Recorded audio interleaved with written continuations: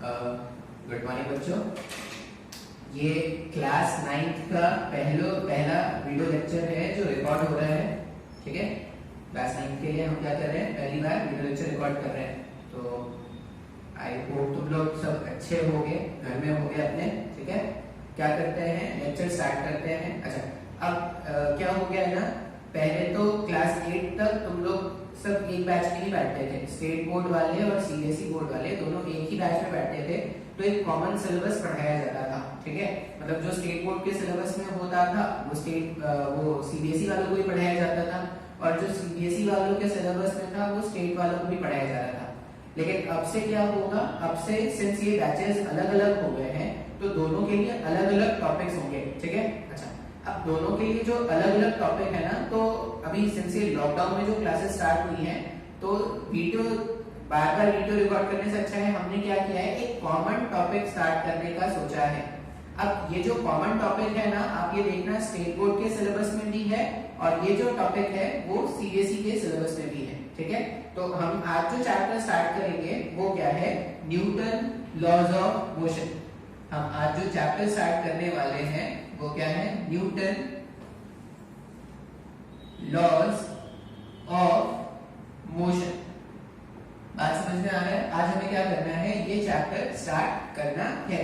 अच्छा, अब ये जो चैप्टर है ना, Newton laws of motion, actually में अगर तुम देखोगे ना सीबीएसई वाले के पॉइंट ऑफ व्यू से, तो ये सेकंड चैप्टर होता है। पहला चैप्टर काइनेमेटिक्स है, फिर काइनेमेटिक्स मतलब मोशन पहला चैप्टर है, उसके बाद ये चैप्टर आता है न्यूटन लॉज ऑफ मोशन।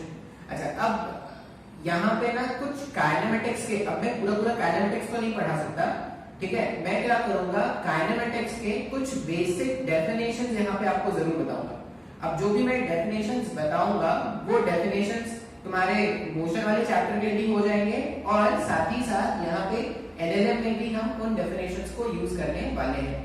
बात समझ में आ रहा है क्या? ठीक है, अच्छा, तो मैं चैप्टर 2 स्टार्ट कर रहा हूँ सीबीएसई बुक के हिसाब से, लेकिन इसमें कुछ बेसिक डेफिनेशंस अपन लेंगे जो पहले चैप्टर से है, और स्टेट बोर्ड के हिसाब से ना ये जो डेफिनेशंस है वो उन्होंने क्लास 8 में ही सीख लिया था। तो बस एक बार ऐसे ही क्विक रिवीजन के टाइप से आपको बता देता हूँ, इतना कोई मुश्किल नहीं है, आपको समझ में आएगा। ठीक है, अच्छा, हम क्या करने वाले हैं, मोशन वाले चैप्टर के कुछ डेफिनेशंस या कुछ टर्म्स हैं उनको रिवाइज करने वाले हैं। सबसे पहला टर्म जो हम डिफाइन करते हैं वो होता है पोजीशन। सबसे पहला टर्म हमको जो सीखना है वो क्या होगा, पोजीशन। अब ये पोजीशन का मतलब क्या है? ठीक है, पोजीशन का मतलब है रेफरेंस पॉइंट से दूरी। अगर मैं एकदम सिंपल लैंग्वेज में बताऊं ना, तो पोजीशन का मतलब होता है रेफरेंस पॉइंट से दूरी। जैसे मैं एक एग्जांपल से आपको समझाऊं, अगर मान लो ये हमारा अर्थ है।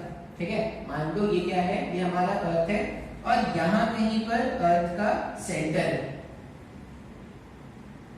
ये पूरा हमने क्या कर लिया, अर्थ ले लिया है, और ये अर्थ का सेंटर है। ठीक है, मान लो मैं, ठीक है, मैं एज अ ऑब्जर्वर यहां पे अर्थ के सेंटर, ऐसा मानना है, ऐसा तो पॉसिबल है नहीं कि अर्थ के सेंटर पे कोई चला गया, तो ऐसा मान लो कि अर्थ के सेंटर पर, ठीक है, अर्थ के सेंटर पे मैं हूं, और मेरा जो फ्रेंड है,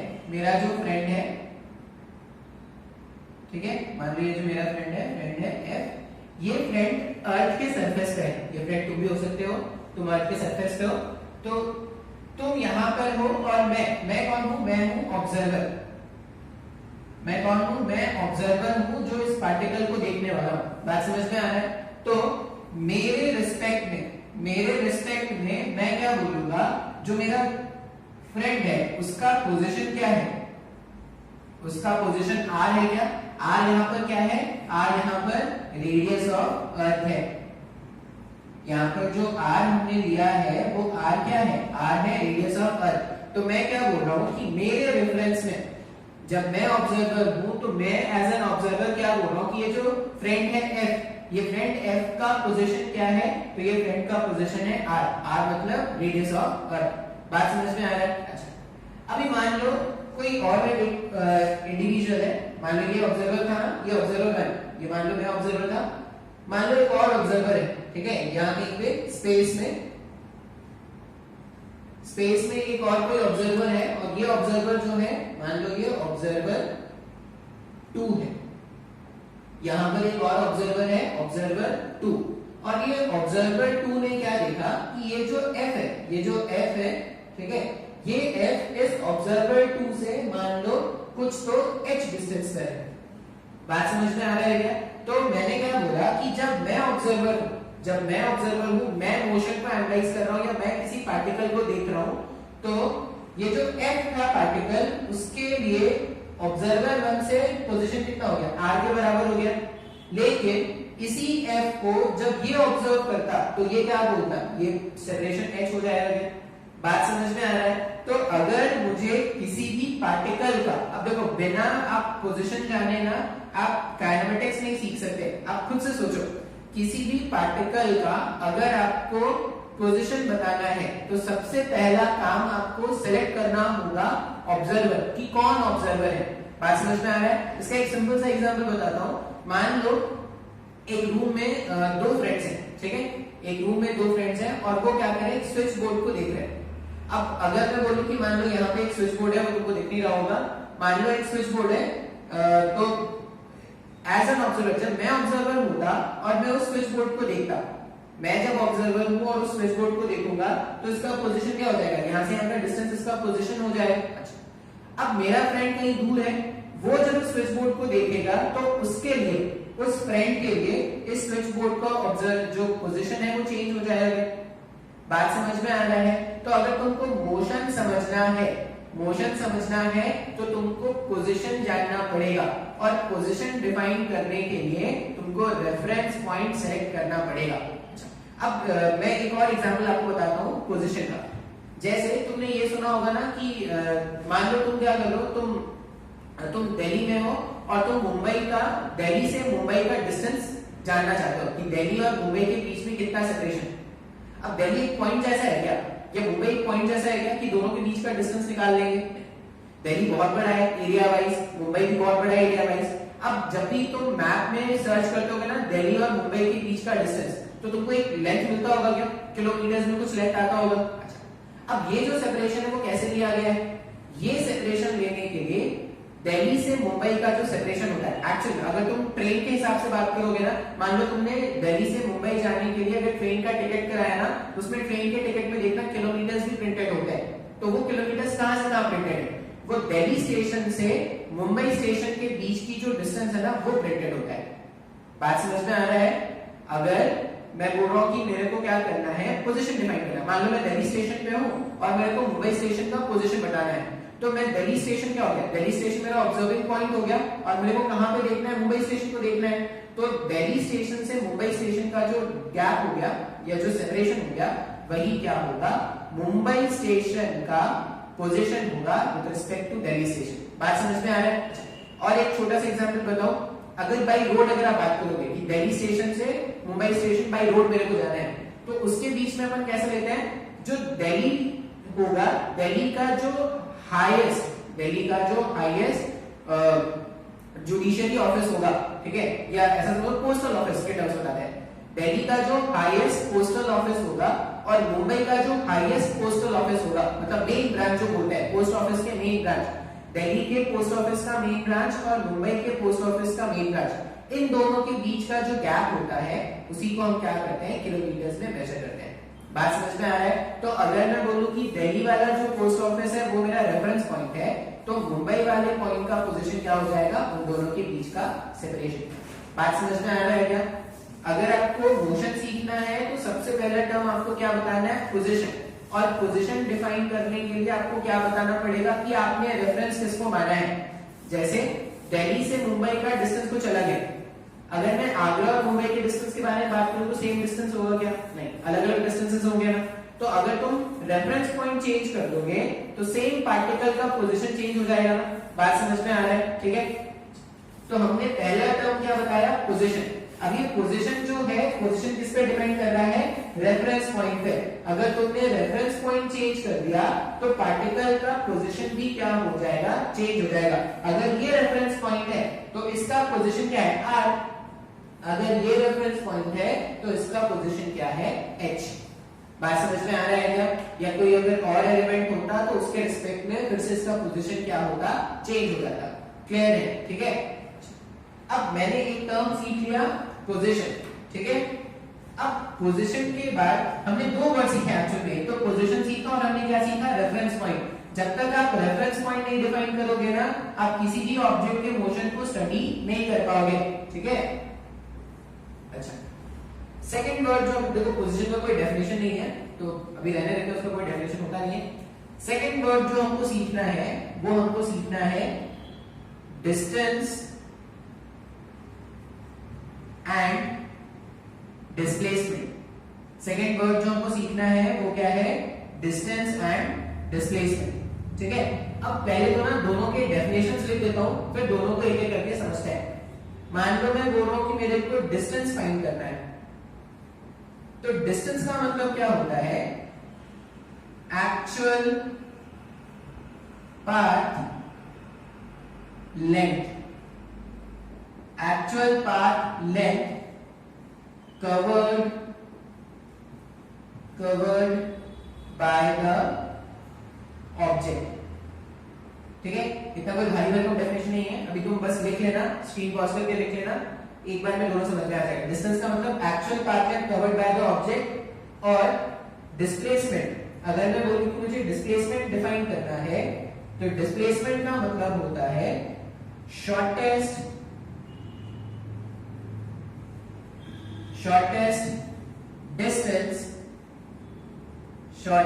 distance between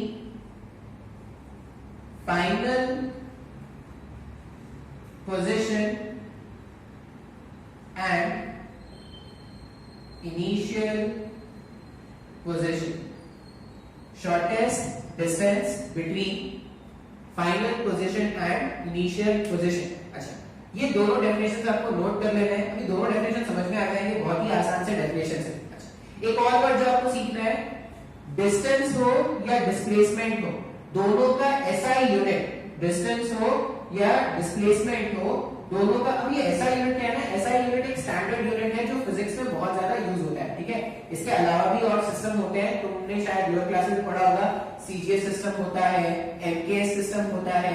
सीजीएस सिस्टम में हम क्या करते थे, C stands for centimeter, G stands for gram and S stands for second। उसी तरह MKS में क्या होता है, M stands for meter, K stands for kilogram and S stands for second, ठीक है। अभी अलग-अलग सिस्टम, अलग-अलग कंट्रीज में अलग-अलग सिस्टम चलती थी, ठीक है। जैसे अगर तुम इंडिया में बात करोगे ना, तो इंडिया में हम क्या यूज करते हैं, फुट यूज करते हैं। तुमने सुना होगा कि अगर तुमको एक लैंड खरीदना है तो स्क्वायर फुट में मिलता है, सुना है क्या तुमने? जब भी तुम घर देखने जाते हो तो वहां पे लिखा होता है, वो तुमको बताते हैं कि भाई इसका जो कारपेट एरिया है वो 1000 स्क्वायर मीटर है। इसका मतलब क्या है, तुमने वहां पे मीटर स्क्वायर में मेजर किया है, ऐसा तुमने नोटिस किया होगा। फिर और भी जो होते हैं वो फुट होते हैं, पाउंड्स होते हैं, आउंसेस होते हैं, ये कुछ और यूनिट्स हैं। अब बहुत ज्यादा यूनिट्स होने के कारण जो कंफ्यूजन होता है उनको दूर करने के लिए हम क्या करते हैं, एसआई यूनिट में ही बात करेंगे। तो फिजिक्स में हम जब भी बात करेंगे तो हम क्या बात करने वाले हैं, एसआई स्टैंडर्ड्स में ही बात करेंगे। अब एसआई यूनिट डिस्टेंस और डिस्प्लेसमेंट दोनों का ही क्या है, दोनों का ही एसआई यूनिट है मीटर। या आप ये याद रख लेना, जब भी फिजिक्स में हम लेंथ मेजर करेंगे, जब भी फिजिक्स में हम लेंथ मेजर करेंगे तो हम उसका एसआई यूनिट क्या रखेंगे, मीटर, ठीक है। अभी डिस्टेंस और डिस्प्लेसमेंट दोनों लेंथ है, इसलिए उनका एसआई यूनिट जो आ रहा है वो है मीटर। ये डेफिनेशन आप नोट कर लेना। अच्छा, ये दोनों को ना, डिस्टेंस और डिस्प्लेसमेंट दोनों को क्या करेंगे, एक एग्जांपल बताऊंगा, आपको खुद ब खुद समझ में आ जाएगा, ठीक है।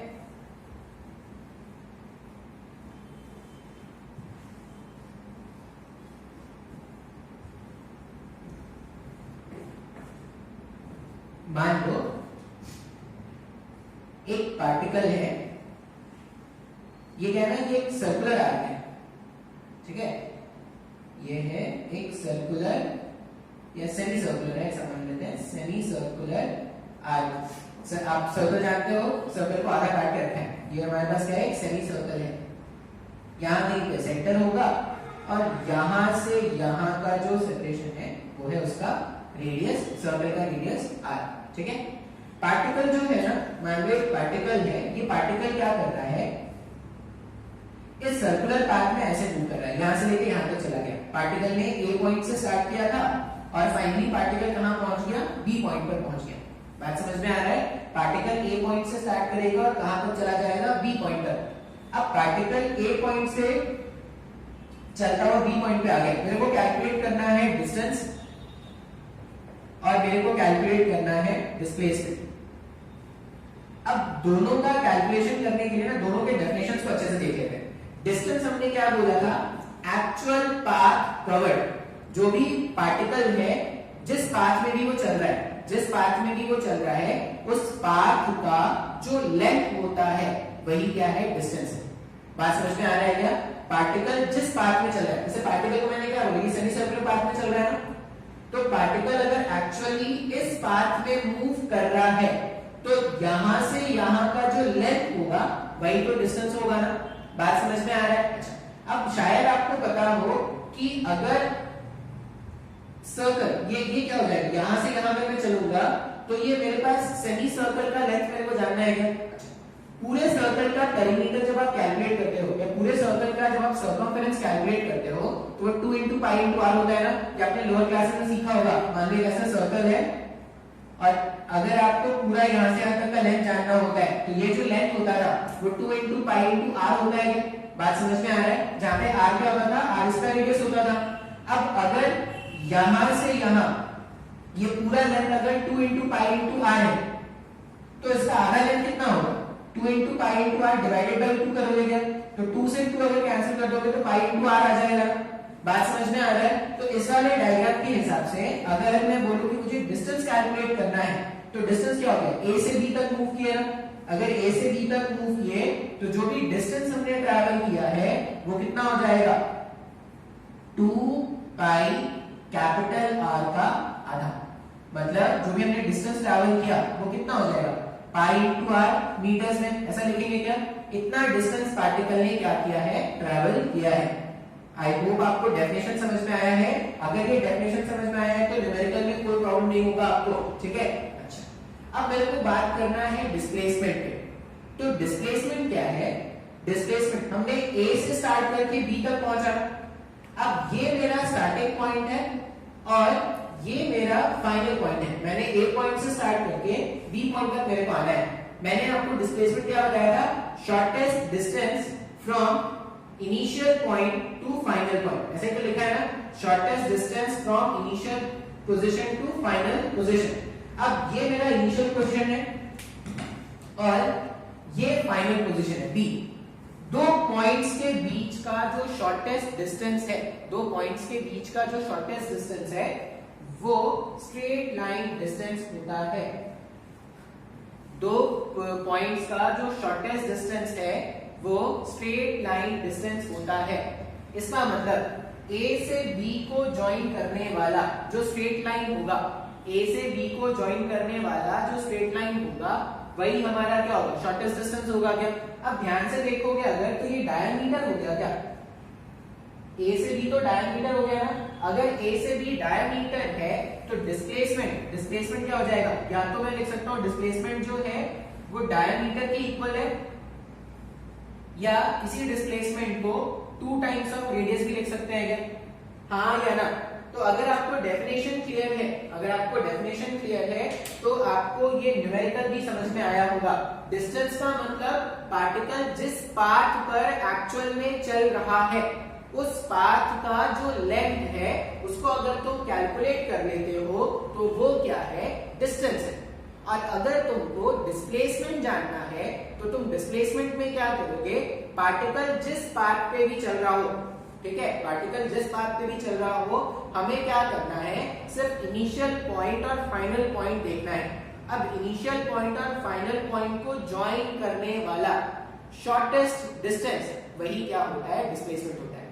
बात समझ में आ रहा है क्या, हाँ या ना, ठीक है। अच्छा, तो इसको मैंने ऐसे सॉल्व किया। अब एक और एग्जांपल में बता रहा हूं, ऐसे एक आराम सा एग्जांपल होगा, मतलब नेक्स्ट क्वेश्चन होगा।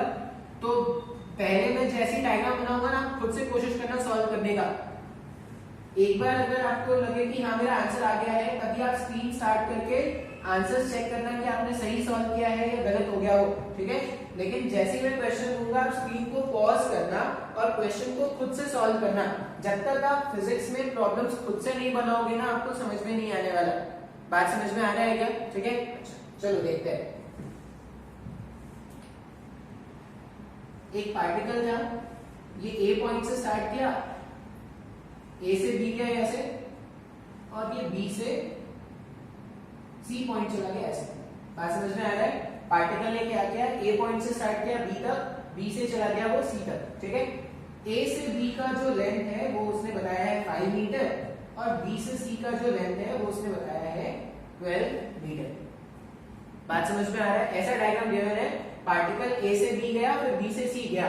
फिर से क्वेश्चन में क्या पूछा गया है, फाइंड डिस्टेंस और डिस्प्लेसमेंट। ये दो क्वेश्चन से पूछे गए।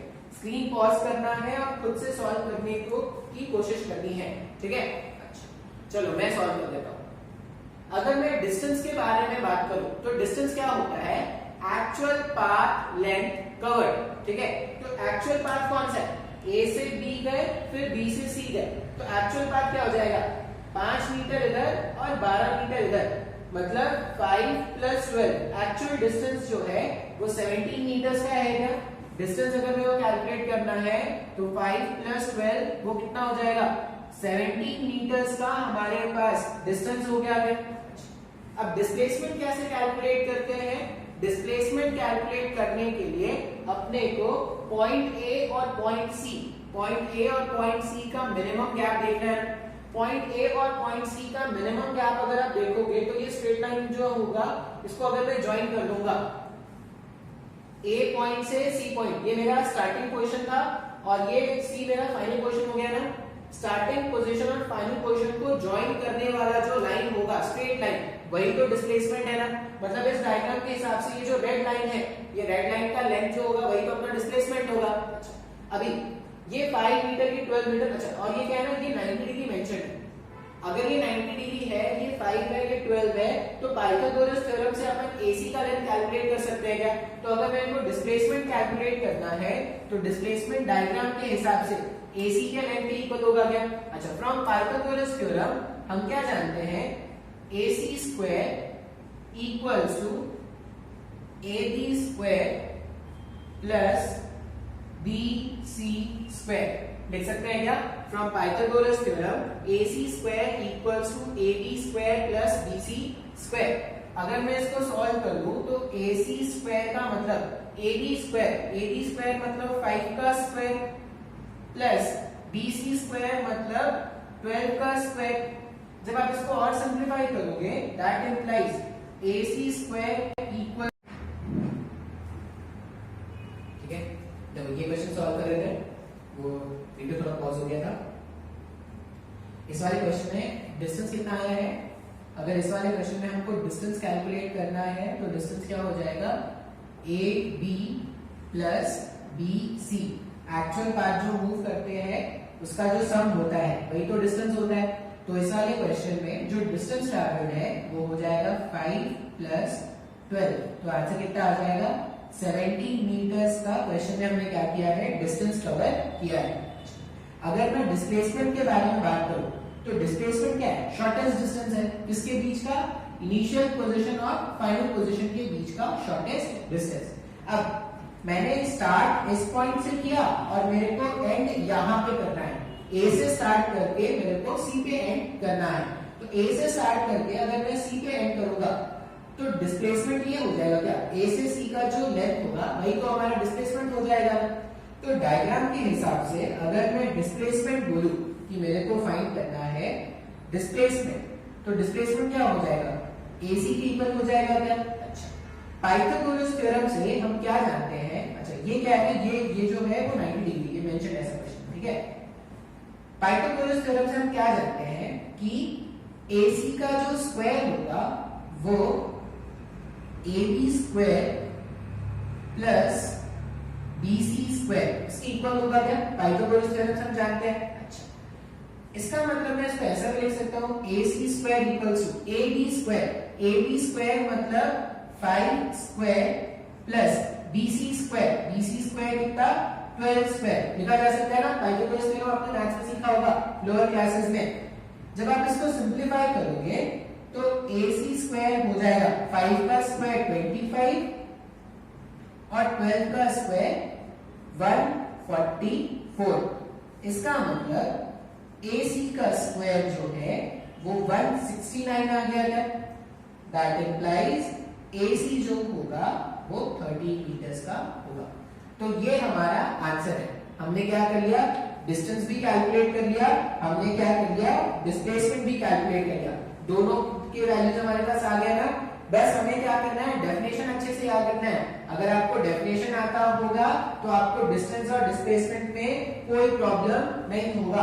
अच्छा, अब डिस्टेंस और डिस्प्लेसमेंट में कुछ इंपॉर्टेंट नोट्स होते हैं, वो जानने के लिए क्या करते हैं ना, कुछ एग्जांपल सॉल्व करते हैं। ठीक है, तो पहले आपको एग्जांपल सॉल्व करा दूंगा, फिर जो नोट्स हैं वो आपको यहाँ पे बता दूंगा या लिखा दूंगा। देखो, अभी तक हमने जितने भी क्वेश्चन सॉल्व किए थे, तुम ध्यान से देखो ना, तो डिस्प्लेसमेंट कम आ रहा है, डिस्टेंस ज्यादा आ रहा है। ऐसे कुछ हो रहा है क्या? हमने दो प्रॉब्लम सॉल्व किए ना अभी, दोनों प्रॉब्लम में अगर देखोगे तो डिस्प्लेसमेंट का वैल्यू कम है, डिस्टेंस का वैल्यू ज्यादा है। इसका मतलब डिस्टेंस हमेशा डिस्प्लेसमेंट से ज्यादा होगा क्या? या ऐसा उल्टा भी हो सकता है कि डिस्प्लेसमेंट ज्यादा हो जाएगा और डिस्टेंस कम हो जाएगा। ठीक है, अपने को वही चेक करना है। मान लो एक क्वेश्चन है, क्वेश्चन कैसा है, पार्टिकल जो है वो ऐसा चल रहा है, ए से बी गया। पार्टिकल जो है वो क्या कर रहा है, ए से बी ट्रैवल किया स्ट्रेट लाइन पर। ठीक है, पार्टिकल ए से बी गया और ए से बी का जो लेंथ है वो बताया गया है 20 मीटर्स का। पार्टिकल ए से बी गया 20 मीटर्स, फिर बी से क्या कर रहा है, ये चला गया पॉइंट सी, और बी से सी का जो डिस्टेंस है वो बताया गया 10 मीटर्स। ठीक है, ए से बी 20 मीटर्स और बी से सी कितना, 10 मीटर्स। मतलब पार्टिकल क्या कर रहा है, ए से बी गया फिर बी से सी गया एक स्ट्रेट लाइन में। अब अपने को क्वेश्चन में पूछा गया है distance of A to C, मतलब distance from A to C and displacement from A to C. ये दो वैल्यूज मेरे को कैलकुलेट करने हैं। बात समझ में आ रहा है?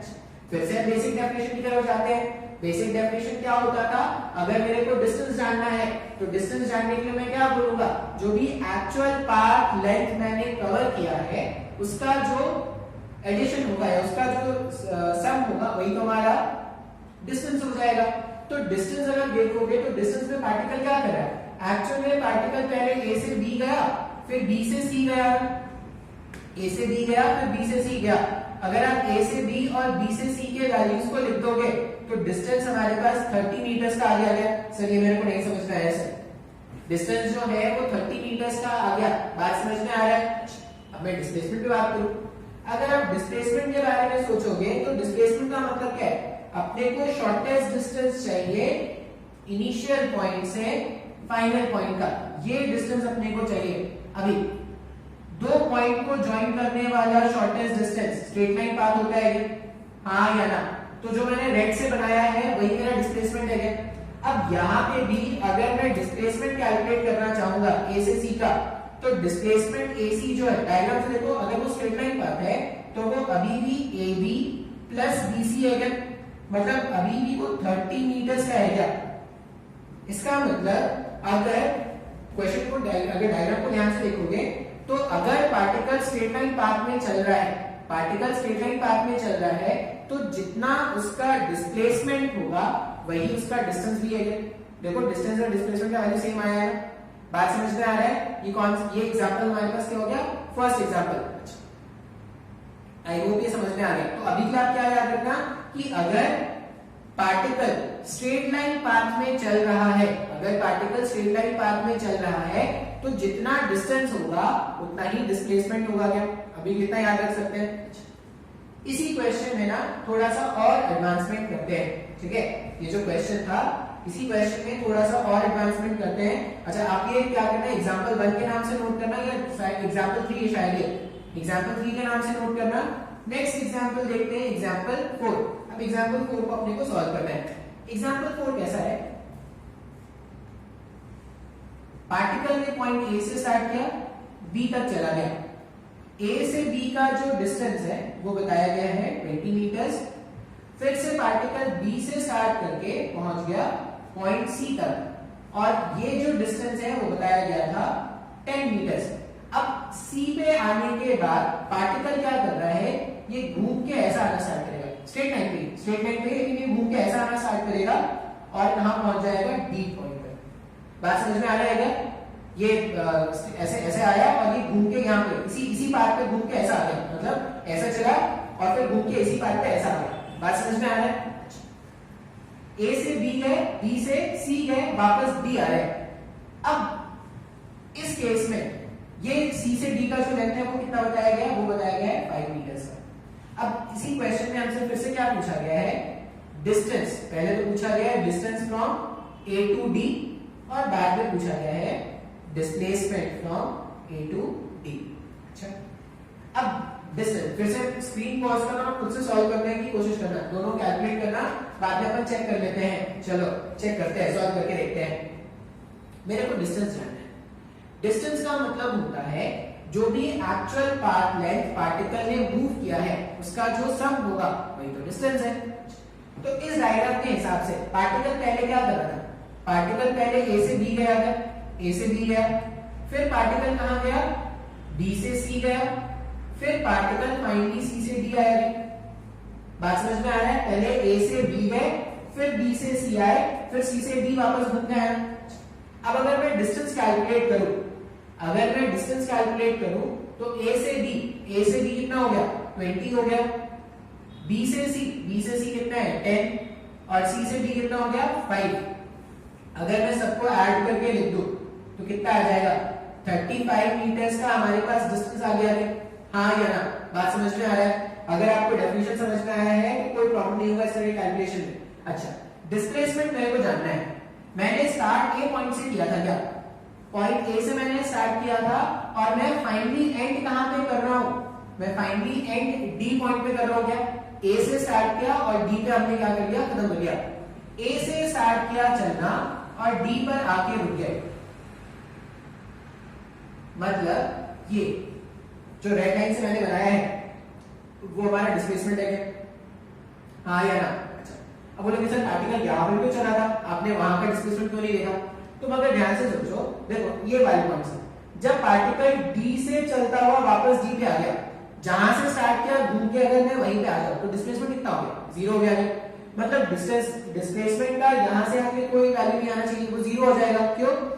यहां से घूम के यहां पे आ गए, डिस्प्लेसमेंट 0 हो गया ना। तो मैं ऐसी डेफिनेशन के हिसाब से सोचो ना कि ए से स्टार्ट करके डी तक ही तो आना है और शॉर्टेस्ट डिस्टेंस जो ज्वाइन करने वाला जो होगा वही तो डिस्प्लेसमेंट है। तो अगर मेरे को डिस्प्लेसमेंट कैलकुलेट करना है ए से बी का, अगर डिस्प्लेसमेंट कैलकुलेट करना है ए से बी का, तो सिंपली मैं डायग्राम के हिसाब से क्या करूंगा, ए से बी के लेंथ को बी से डी के लेंथ से अगर मैं ऐड कर दूंगा, ए से बी 20 और बी से डी कितना 5, तो 25 मीटर्स का हमारे पास डिस्प्लेसमेंट आ गया है। हाँ या ना? अब दोनों एग्जांपल्स को ध्यान से देखो, एग्जांपल थर्ड और एग्जांपल फोर्थ। एग्जांपल थर्ड और एग्जांपल फोर्थ को ध्यान से देखेंगे तो एग्जांपल थर्ड में हमने ये देखा था कि अगर पार्टिकल स्ट्रेट लाइन पाथ में चल रहा है तो जितना डिस्टेंस है उतना ही डिस्प्लेसमेंट होगा, ठीक है। लेकिन एग्जांपल फोर्थ से हमने ये सीखा ये तभी पॉसिबल है, डिस्टेंस और डिस्प्लेसमेंट सेम तभी पॉसिबल है जब पार्टिकल स्ट्रेट लाइन पाथ में चल रहा हो विदाउट चेंजिंग इट्स डायरेक्शन। बात समझ में आया है क्या? हाँ या ना? तो आप ये दोनों एग्जांपल लिखना और इसके बाद एक नोट लिखना है आपको। आप नोट क्या लिखोगे, displacement will be equal to distance, displacement will be equal to displacement will be equal to distance only when the particle is moving in a straight line without changing its direction। जहां वो direction change कर लेगा वहां displacement और distance के values अलग अलग हो जाएंगे क्या? तो डिस्प्लेसमेंट और डिस्टेंस सेम है कब? जब पार्टिकल स्ट्रेट लाइन में चल रहा होगा विदाउट चेंजिंग इट्स डायरेक्शन। ये नोट तुमको अपने कॉपी में लिखना है, जैसा मैंने डिक्टेट किया है वैसा तुमको लिखना है। बात समझ में आ रहा है? ये नोट 1 है। अच्छा, एक और नोट क्या बनेगा यहाँ पे, तुम देखो जितने भी क्वेश्चन तुमने सॉल्व किए हैं सारे क्वेश्चंस में या तो डिस्प्लेसमेंट डिस्टेंस के बराबर आ सकता है स्ट्रेट लाइन पाथ में अगर होगा तो, या हमेशा डिस्प्लेसमेंट का वैल्यू डिस्टेंस से छोटा ही आ रहा है। तो जो सेकंड नोट है ना, सेकंड नोट आप क्या लिखोगे, सेकंड नोट आपको ये लिखना है, डिस्प्लेसमेंट जो है वो हमेशा या तो छोटा है या इक्वल है डिस्टेंस के। कभी भी डिस्प्लेसमेंट डिस्टेंस से ज्यादा नहीं हो सकता। अगर डिस्प्लेसमेंट का वैल्यू तुमने डिस्टेंस से ज्यादा कर दिया तो तुम समझ जाना तुमने कोई चमत्कार कर दिया है। ठीक है, आज तक फिजिक्स में ऐसा नहीं हुआ, तो ये तुमने पहली बार किया होगा। याद क्या रखना है, पहला नोट कि डिस्टेंस और डिस्प्लेसमेंट सेम है भाई। कब सेम है, जब पार्टिकल स्ट्रेट लाइन पाथ में चल रहा था without changing its direction. Second note क्या याद रखोगे, डिस्प्लेसमेंट का वैल्यू हमेशा डिस्टेंस से छोटा होता है या इक्वल हो सकता है जब पार्टिकल स्ट्रेट लाइन में चल रहा है। ये सेकंड नोट हो गया। थर्ड नोट जो अपने को इंपॉर्टेंट है, अभी थोड़ा मुश्किल होता है वो समझने के लिए, लेकिन फिर भी अपन देख लेते हैं। थर्ड नोट क्या है, देखो मान लो मेरे को ना ए से बी आना है, मान लो, तो ए से बी आने के 1000 रास्ते हो सकते हैं क्या, मान लो ये रास्ता नंबर 1, ठीक है, मान लो ये रास्ता नंबर 2, ठीक है, ए से बी डायरेक्टली आगे रास्ता नंबर 3, ठीक है।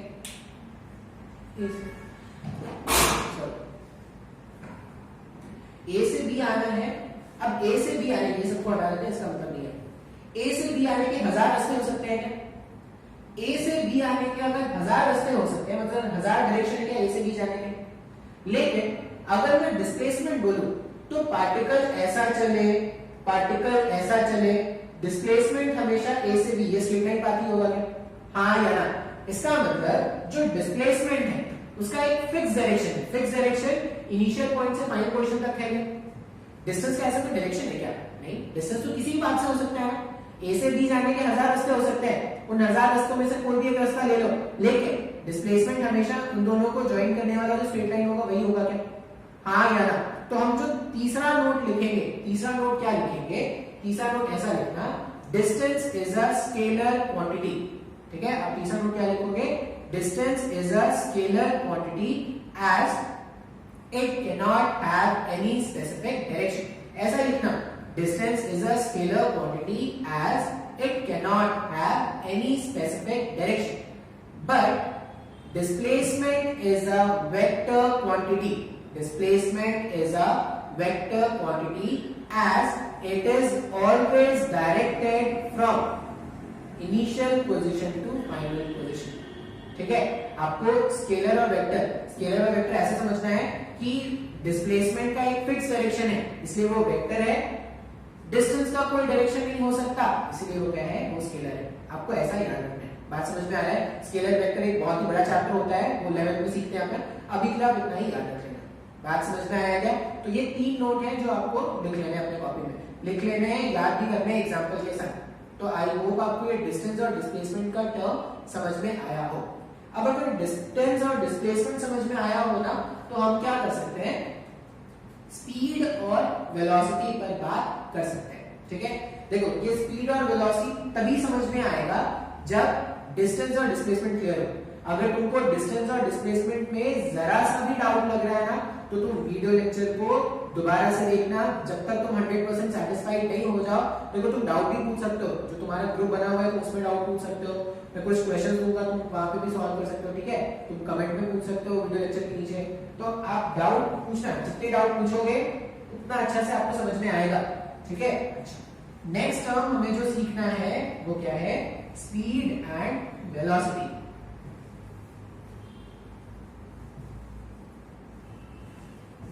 ये जो मैंने व्हाइट बोर्ड में लिखा है या जो भी मैंने लिखने को बोला है वो तुमको अपनी कॉपी में लिखना है। आप एक अलग से कॉपी बनाना फिजिक्स के लिए और उसमें ये सब लिखना। ठीक है, नेक्स्ट वर्ड जो हम सीखने वाले हैं वो क्या है, स्पीड एंड वेलोसिटी।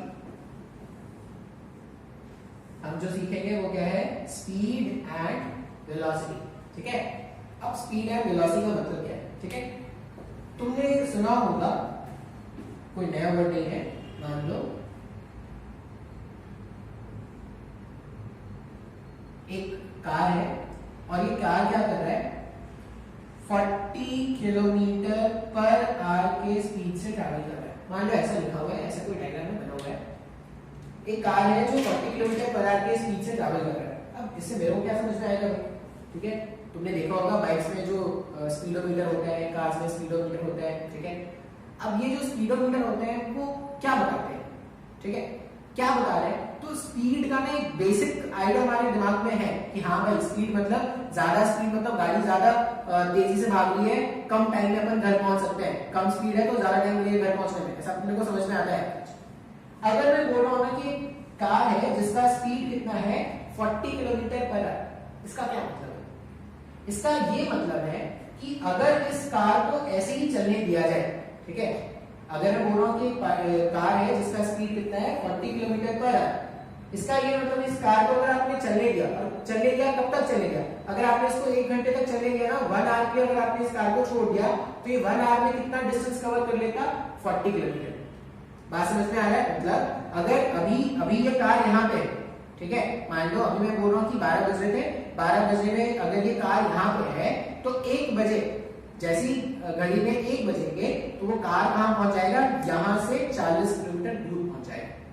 बात समझ में आ रहा है क्या, तो स्पीड का मतलब क्या है, स्पीड का मतलब है जैसे यहाँ पे देखो 40 किलोमीटर पर आवर, मतलब हर एक घंटे में जो कार है वो 40 किलोमीटर आगे बढ़ता जा रहा है। बात समझ में आ रहा है क्या, जैसे अपन ने सुना होगा कि स्पीड ऑफ लाइट जो है, स्पीड ऑफ लाइट जो है वो 3 × 10⁸ मीटर पर सेकेंड होती है। अगर स्पीड ऑफ लाइट 3 × 10⁸ मीटर है, इसका ये मतलब होगा कि जो लाइट है वो 1 सेकेंड में 3 × 10⁸ मीटर्स आगे चला गया है। बात समझ में आ रहा है, जैसे अगर मैं बोलूं कि मेरे पास एक स्पीड ऑफ लाइट, ठीक है, स्पीड ऑफ लाइट जो है वो कितना है, इसको लिख देते हैं अच्छे से, speed of light, speed of light शायद आपने सुना हो, स्पीड ऑफ लाइट होता है 3 × 10⁸ मीटर पर सेकेंड, ठीक है, ऐसा स्पीड ऑफ लाइट है। अब speed of light 3 × 10⁸ metre per second का इसका मतलब क्या है, इसका ये मतलब है कि 1 सेकेंड में जो लाइट है वो 3 × 10⁸ मीटर्स आगे चला जाता है। 1 सेकेंड में लाइट कितना आगे चला जाता है, 3 × 10⁸ मीटर आगे चला जाता है। तुमने ये भी सुना होगा speed of sound, speed of sound in air, ये सब शायद तुमने अपने लोअर क्लासेस में पढ़ा हो, कितना था 340 मीटर पर सेकेंड, ऐसा कुछ पढ़ा है क्या। इसका मतलब हर एक 1 सेकेंड में साउंड कितना डिस्टेंस ट्रैवल कर रहा है, 340 मीटर्स का डिस्टेंस ट्रैवल कर रहा है। बात समझ में आ रहा है क्या, तो स्पीड का बेसिक मतलब क्या है, तुम अगर कोई तुमसे बोलता है कि भाई पार्टिकल था जिसका स्पीड है 10 मीटर पर सेकेंड, इसका मतलब 1 सेकेंड वो कितना आगे बढ़ जाएगा, वो बढ़ जाएगा 10 मीटर। बात समझ में आ रहा है क्या, तो स्पीड का एक बेसिक आइडिया तुमको मिल गया ना, स्पीड क्या है, स्पीड मैं डेफिनेशन भी बता दूंगा, ठीक है, लेकिन तुमको ये समझना है फिजिकली इसका मतलब क्या है। अगर मैं बोल रहा हूँ 40 किलोमीटर पर आवर, इसका मतलब 1 घंटे में जो कार है वो कितना आगे चला जाता, 40 किलोमीटर आगे चला जाता। मैंने बोला स्पीड ऑफ लाइट एयर में है 3 × 10⁸ मीटर पर सेकेंड, मतलब 1 सेकेंड में तो 3 × 10⁸ मीटर आगे चला जाएगा। अगर मैंने बोला स्पीड ऑफ साउंड एयर का 340 मीटर पर सेकेंड है, मतलब 1 सेकेंड में साउंड कितना आगे चला गया, 340 मीटर आगे चला गया। बात समझ में आ रहा है क्या, तो अभी मैं स्पीड का डेफिनेशन आपको बताता हूं, ध्यान से देखो। स्पीड का मतलब होता है, ठीक है, स्पीड का मतलब हो गया distance travelled per unit time, ठीक है, distance travelled per unit time. कैसे पर यूनिट टाइम, मतलब 1 सेकेंड, 1 सेकेंड में जो डिस्टेंस ट्रैवल कर रहे हैं वही तो स्पीड है पर यूनिट टाइम। अगर मैं बोलूं कि यूनिट टाइम यहाँ पे मैंने आवर्स में मेंशन किया है, एक यूनिट टाइम क्या हो सकता है, वो 1 सेकेंड हो सकता है, 1 मिनट हो सकता है, 1 आवर हो सकता है, इस तरह को अपन बोल रहे हैं यूनिट टाइम, ठीक है। एक यूनिट टाइम पे पार्टिकल कितना आगे चला जाता है वही पार्टिकल का स्पीड है। सब को अभी भी नहीं समझ में आया। अब यूनिट टाइम कुछ भी हो सकता है, ऐसा मत सोचना कि सर यूनिट टाइम तो सेकंड आपने बोला था, यहाँ पे आवर्स में लिखा है। यूनिट टाइम का मतलब या तो 1 सेकेंड या 1 मिनट या 1 आवर, ऐसा हो सकता है। तो अगर मैं बोलूं कि पार्टिकल का जो स्पीड है, जैसे ट्रेन के जो स्पीड होते हैं, अब ट्रेन की स्पीड होते हैं एवरेज स्पीड, तुमने देखा होगा कि जो इंडिया के एवरेज ट्रेन की स्पीड है वो है 70 किलोमीटर पर आवर, मान लो ऐसा, या 60 किलोमीटर पर आवर। इसका मतलब 1 घंटे में ट्रेन तुमको 60 किलोमीटर आगे लेके चला गया है। बात समझ में आ रहा है ना? मैं उनके कन्वर्जन भी करना सिखा दूंगा, किलोमीटर आर को और मीटर सेकंड में कैसे कन्वर्ट करते हैं ये भी सिखा दूंगा। लेकिन अभी आपको पहले ध्यान से समझना पड़ेगा कि स्पीड है क्या। तो स्पीड एकदम ऐसा सोचना कि भाई स्पीड, कोई भी बोल रहा है कि स्पीड है 10 मीटर पर सेकंड, मतलब तुम समझ जाना कि 1 सेकंड में पार्टिकल कितना आगे बढ़ सकता है, 10 मीटर आगे बढ़ सकता है। समय को अभी भी नहीं समझ में आया नहीं आया समझ में? बहुत ही आसान है ये। 1 यूनिट टाइम पे पार्टिकल कितना आगे बढ़ जाता है वही उसका स्पीड है। ठीक है, तो आप क्या करना, ये पूरा जो मैंने लिखा है इसको आप नोट करना, ये एग्जांपल्स है इनको आप नोट करना और उसके बाद आप डेफिनेशन लिखना। डेफिनेशन क्या लिखोगे? डेफिनेशन लिखोगे स्पीड का बारे में अगर मैं बताऊं, स्पीड के बारे में अगर मैं बताऊं, स्पीड का डेफिनेशन अगर लिखना है तो स्पीड पे ऐसा लिखेंगे,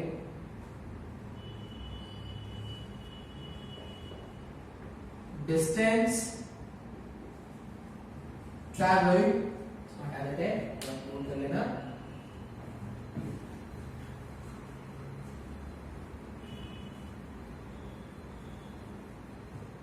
डिस्टेंस ट्रैवल्ड पर टाइम। ठीक है, distance travelled per unit time. Per unit time में जो डिस्टेंस ट्रैवल करेंगे वही हमारा क्या हो जाएगा, स्पीड। अच्छा, मैथमेटिकली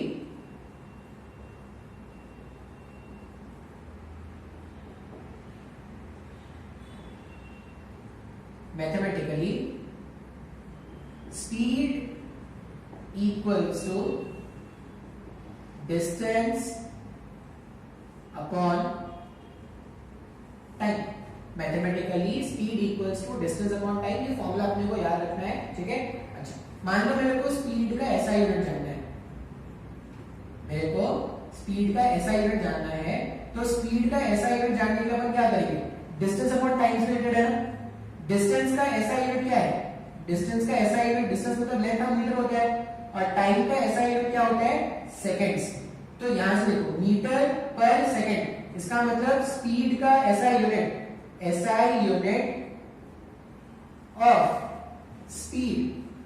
अगर आप एसआई यूनिट ऑफ स्पीड लिखोगे तो मीटर पर सेकंड होगा क्या? सर नहीं आया समझ में, ये बात समझ में आ रहा है ना? हमने बोला स्पीड, स्पीड का मतलब डिस्टेंस अपॉन टाइम, और उसका अगर मेरे को ऐसा यूनिट लिखना है तो ऐसा यूनिट क्या लिखेंगे, मीटर पर सेकंड। क्लियर है? इसमें ना ये इस वाले फॉर्मूले में छोटा सा क्वेश्चन में बता दूं अगर आपको। छोटा सा क्वेश्चन वो कैसा है, बहुत ही इजी सा क्वेश्चन है, एक लाइन में आंसर आ जाएगा। मान लो एक ट्रेन है, ठीक है, मान लो एक ट्रेन है और उस ट्रेन ने क्या किया है, 540 किलोमीटर कवर किया है। ठीक है, एक ट्रेन है और ऐसा बोल रहे हैं कि जो डिस्टेंस को कवर कर रहा है वो है 540 किलोमीटर का। ट्रेन ने डिस्टेंस कितना कवर किया, 540 किलोमीटर का डिस्टेंस उसने कवर किया। कितने टाइम पर? टाइम उसने जो लिया है वो है 8 आवर्स। 8 आवर्स में उसने क्या किया है, 540 किलोमीटर ट्रैवल किया। मुझसे पूछा गया भाई ट्रेन का स्पीड कितना था वो बताओ। तो अभी तो हमने फॉर्मूला देखा था ना, स्पीड क्या है, स्पीड है हमारे पास डिस्टेंस अपॉन टाइम। डिस्टेंस कितना ट्रैवल किए थे, डिस्टेंस ट्रैवल कर रहे थे 540 किलोमीटर। कितने टाइम में ट्रैवल किया, टाइम जो लगा था वो था 8 आवर्स।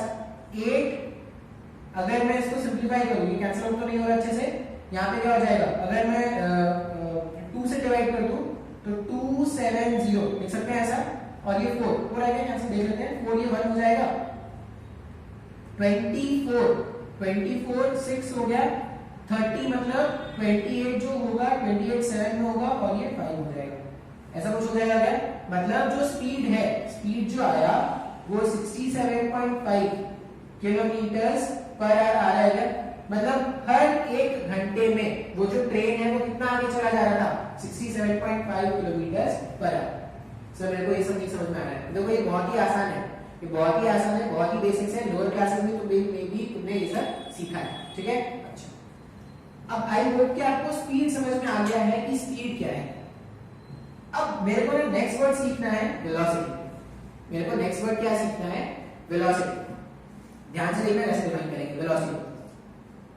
मैं ऐसा बोलूं, ठीक है, मैं ऐसा बोलूं कि particle is travelling with a speed of 10 metre per second. एक पार्टिकल है जो 10 मीटर पर सेकेंड के स्पीड से ट्रैवल कर रहा है, ठीक है, सही है। नेक्स्ट लाइन में ऐसा बोल रहा हूं, particle is travelling with a speed of 10 meter per second, with a speed of 10 meter per second along east। बात समझ में आ रहा है? पहला स्टेटमेंट मैंने क्या बोला, particle is travelling with a speed of 10 meter per second। दूसरा स्टेटमेंट में बोल रहा हूं कि particle is travelling with a speed of 10 meter per second along east। अब पहले स्टेटमेंट में और दूसरे स्टेटमेंट में अगर आप डिफरेंस देखोगे तो पहले स्टेटमेंट में मैंने तुमको स्पीड तो बताया लेकिन मैंने डायरेक्शन तो नहीं बताया कि पार्टिकल किस डायरेक्शन में चल रहा है। दूसरे स्टेटमेंट में अगर तुम देखोगे तो मैंने तुमको स्पीड भी बताया कि कितने स्पीड से चल रहा है, प्लस मैंने ये भी मेंशन किया क्या कि वो किस डायरेक्शन में चल रहा है। बात समझ में आ रहा है क्या? तो जब भी स्पीड को डायरेक्शन के साथ मेंशन करते हैं उसी को हम क्या बोलते हैं, वेलोसिटी। हाँ या ना? जब भी स्पीड को डायरेक्शन के साथ मेंशन करते हैं तो उसी को हम क्या बोलेंगे, वेलोसिटी। अब जब भी मैंने सिर्फ स्पीड बता दिया कि कितने स्पीड से चल रहा है तो वो तो उसका स्पीड है। जब सिर्फ मैग्नीट्यूड बताया तो सिर्फ वो क्या हो गया, स्पीड। मैग्नीट्यूड के साथ डायरेक्शन भी बताया तो वो क्या हो गया, वेलोसिटी। बात समझ में आ रहा है क्या? अब डिस्टेंस हमने कैसे डिफाइन, सॉरी स्पीड हमने कैसे डिफाइन किया था, डिस्टेंस अपॉन टाइम से डिफाइन किया था। उसी तरह से अगर तुमको वेलोसिटी डिफाइन करना है, अगर तुमको वेलोसिटी डिफाइन करना है तो वेलोसिटी को हम क्या लिखते हैं, velocity equals to displacement upon time. Velocity क्या होगा, वेलोसिटी कैसे कैलकुलेट करोगे, डिस्प्लेसमेंट अपॉन टाइम से। डिस्टेंस स्पीड कैसे कैलकुलेट किया था, speed upon sorry distance upon time से। बात समझ में आ रहा है? यहाँ पे डिफरेंस भी आपको बता देते हैं।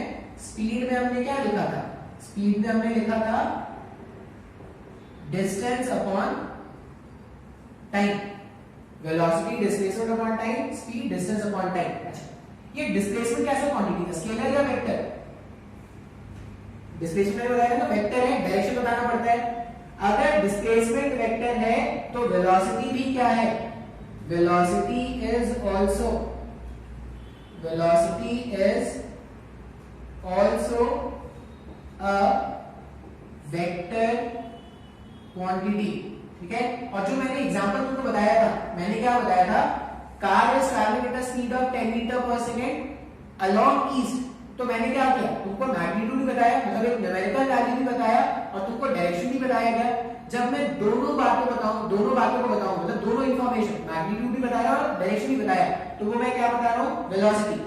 लेकिन अगर मैं बोलूं कि स्पीड तो सिर्फ डिस्टेंस पे डिपेंड कर रहा है। अब डिस्टेंस क्या है, डिस्टेंस स्केलर है तो स्पीड भी क्या हो जाएगा, speed is also a scalar, speed is a scalar quantity. Sir मेरे को डिफरेंस नहीं समझ में आ रहा है दोनों में डिफरेंस समझना बहुत जरूरी है। अगर मैं बोलूं कि तुमको डिस्प्लेसमेंट, तुमको अगर वेलोसिटी कैलकुलेट करना है तो तुम क्या करोगे, डिस्प्लेसमेंट और टाइम का रेशियो फाइंड करोगे। लेकिन अगर मैं तुमको बोलूं कि तुमको स्पीड कैलकुलेट करना है तो तुम डिस्टेंस और टाइम का रेशियो कैलकुलेट करोगे। बात समझ में आ रहा है? फिर स्पीड में सिर्फ न्यूमेरिकल वैल्यू होता है। कार है 40 किलोमीटर पर आवर से चल रहा है तो तुमने क्या बताया उसका, तुमने उसका स्पीड बताया। लेकिन जैसे ही ये बोल दोगे कार है 40 किलोमीटर पर आवर से चल रहा है टुवर्ड्स नॉर्थ, मतलब अब तुम क्या बता रहे हो उसका, वेलोसिटी। जब भी तुम मैग्नीट्यूड और डायरेक्शन दोनों बताओगे तो एक वेलोसिटी हो गया, सिर्फ मैग्नीट्यूड बता रहे हो तो वो स्पीड हो जाएगा। बात समझ में आ रहा है? ये बातें आपको स्पीड और वेलोसिटी में याद रखनी है। तो आई होप आज के लिए इतना काफी होगा। स्पीड और वेलोसिटी का आपको डिफरेंस समझ में आ गया, ठीक है। अब मैं आपको ना कुछ क्वेश्चंस यहाँ पे बना के दे रहा हूँ, आपको क्या करना है ना, उन क्वेश्चंस के आंसर्स मेरे को बताने हैं, ठीक है। आप आंसर्स कमेंट में लिख के बता सकते हो या आप ग्रुप में पोस्ट कर सकते हो आपने जो सॉल्व किया हो, ठीक है।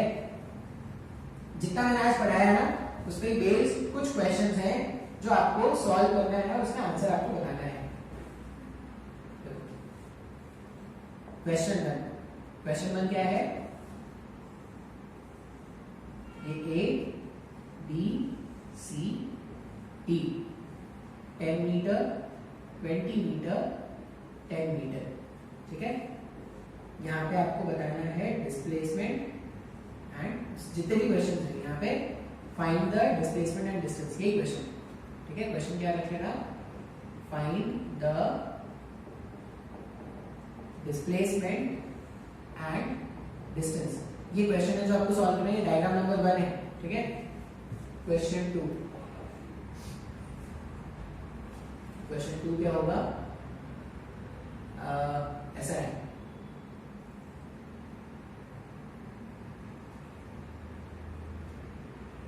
ये सेंटर है, ये ए है, ये बी है, और इसका जो लेंथ है ना वो कितना बताया गया है, मान लो 10 मीटर्स का है, ठीक है। 10 मीटर्स है ए से बी। फिर से तुमको क्या करना है, डिस्टेंस और डिस्प्लेसमेंट फाइंड करके बताना है। डिस्टेंस और डिस्प्लेसमेंट फाइंड करके बताना है। क्वेश्चन 2 ये सर्कुलर पाथ है, सर्कुलर पाथ, ठीक है। क्वेश्चन 2 हो गया। क्वेश्चन 3 कैसा है,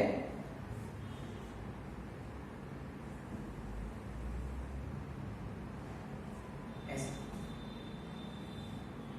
ये भी एक सर्कुलर पाथ है, सर्कुलर पाथ, ठीक है।